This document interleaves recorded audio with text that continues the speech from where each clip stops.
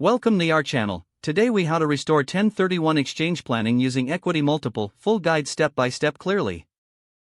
To restore 1031 exchange planning using EquityMultiple, start by accessing the EquityMultiple website. Create an account if you do not already have one. Log into your account to access the dashboard. Navigate to the investment section from the main menu. Locate the options for 1031 exchange investment opportunities.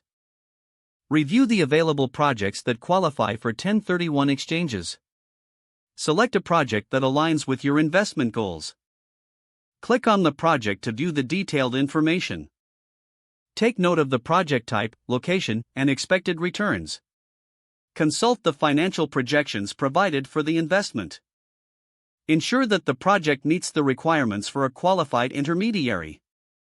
Reach out to a qualified intermediary if you do not have one in place. Gather all necessary documents related to your current property.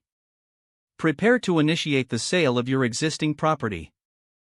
Once your property is sold, ensure the funds are sent to your qualified intermediary.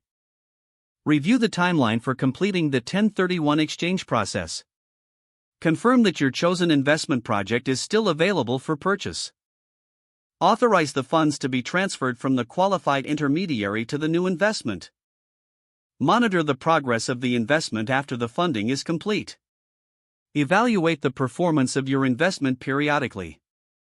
Stay informed about market changes that may affect your investment. Utilize EquityMultiple resources for additional guidance as needed. If the page does not load, refresh the browser or try again in a private or incognito window. Make sure you are using the correct email address, then retype it carefully to avoid small typos. If your password is not accepted, use the reset option and create a new strong password you can remember. Check your spam folder for verification or security emails, then complete any requested confirmation steps.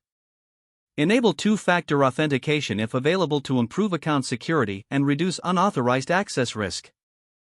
After signing in, review your profile details so your contact information and settings are accurate and current. Don't forget to like this video and subscribe to our channel for more step-by-step tech guides.